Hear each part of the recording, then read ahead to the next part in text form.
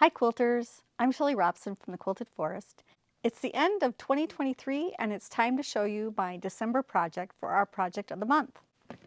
For December I needed to work on a project called Quirky Quarters.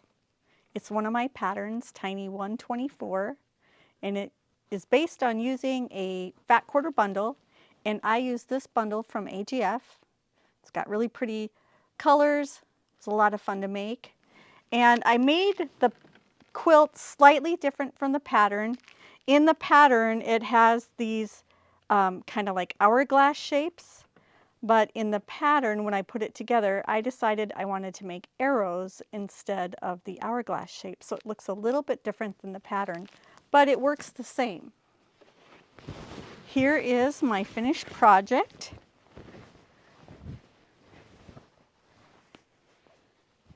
So you can see the arrows instead of the hourglass shapes. I just thought it would make it a little different and have a little fun with the project, play around with it a little bit different.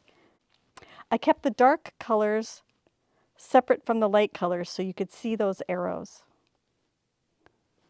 As I was putting it together, I had my leftover projects from November sitting next to it, and I noticed that some of the colors in this project, it looked really good next to one of the sets of fabric I had in the bag that I'd saved that project I hadn't finished yet in November. So what I did was I put that together and made it into the backing for this project. So this was kind of a twofer. I got two projects done on one quilt. And this was just a matter of putting these blocks together, and then I just banded out the rest of the fabric. I had leftover fabric.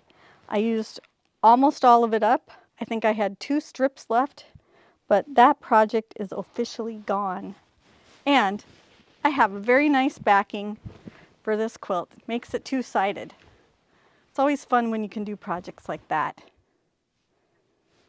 And while I was doing some cleaning and starting to think about projects for 2024, I came across a quilt top that I had forgotten I'd made in 2022 or 2021, I can't remember.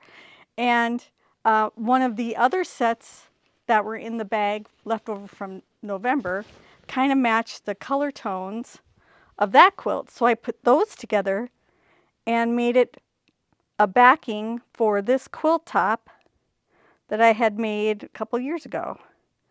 And so I think it looks really cool. And again, it makes a two-sided project. And then for the binding on this one, because I hadn't set that aside, I just picked some brown strips out of my 2.5-inch bucket and pieced them together to go all the way around. So used a little bit of my leftover 2.5-inch strip bucket too. That always feels good. I hope you had fun playing along with our Project of the Month for 2023. Congratulations to all of you, no matter how many projects you finish, because I know life gets in the way, so be proud of what you accomplished. Now that 2023 is done, it's time to consider the kinds of projects you want to work on for 2024. When you're thinking of picking your 12 projects to put in bins and save for when we draw numbers to pick the Project of the Month, you want to look for old projects that you want to get done, new projects that you've always wanted to do, have a variety of large projects and small projects so that in case you don't get a project done, you can kind of carry it over a little bit and have some smaller ones worked in there so that they're easy to get done and you can crank them out kind of fast. So here's some ideas for finding projects that you can put in the buckets.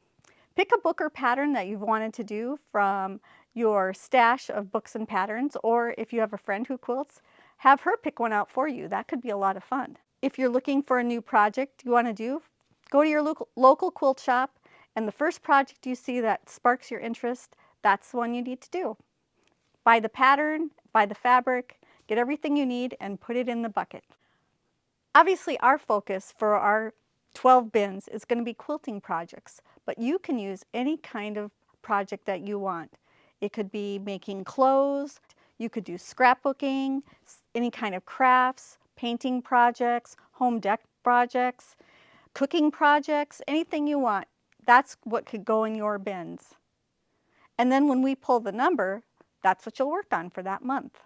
We encourage you to join our Facebook group called The Quilted Forest Friends. We'd love to see pictures of your finished projects in our posts every month.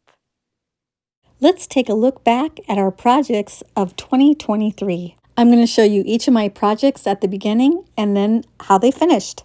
Here's my list of projects and the ones I was really hoping I would get done this year. Some were big, some were small, some were really old. Project number 1 wasn't picked until the month of August. The pattern I used for this project is called Flippin' Fat Quarters. It's one of my Tiny Ones patterns.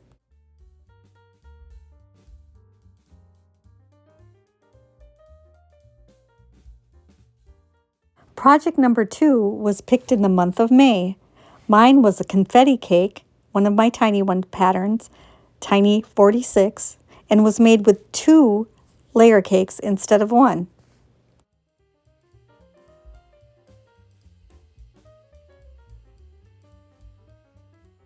Project 3 was picked in April, and this was going to be one super big quilt. And when I was putting it together, I decided I didn't need a quilt that big, and I actually turned it into 4 different smaller quilts, which all got donated to the Good Samaritan Home here in Forest City.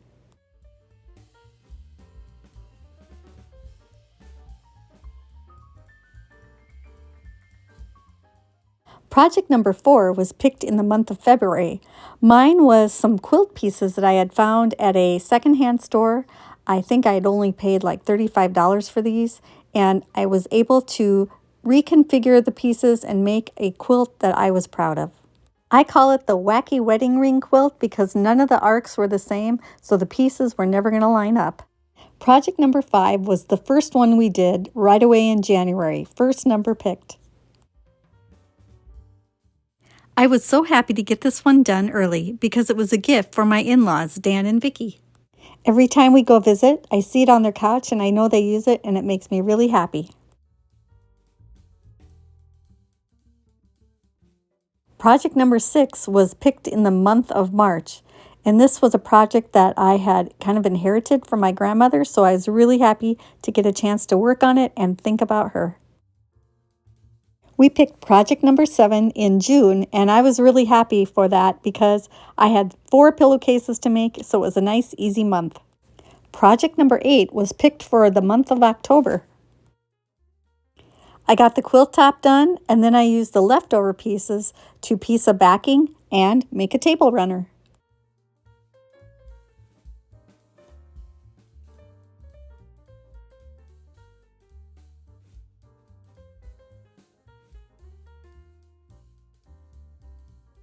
Project number 9 was picked for the month of July.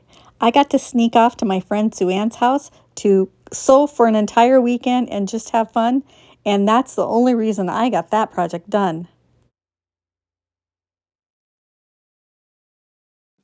Project number 10 was picked for December, and you saw it earlier in the video.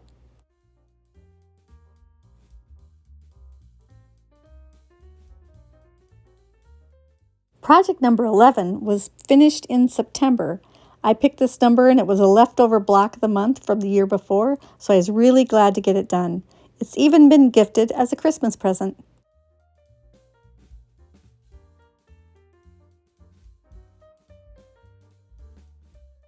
Project number 12 was picked for November, and honestly, this is the only one that gave me a little bit of trouble because it was actually kind of like 4 projects in one bucket.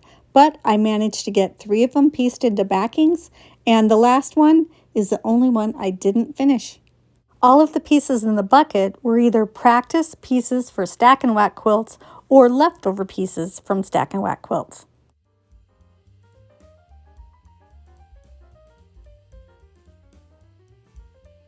Stay tuned for our 2024 Project of the Month kickoff. It's coming soon. Thanks for watching and happy quilting!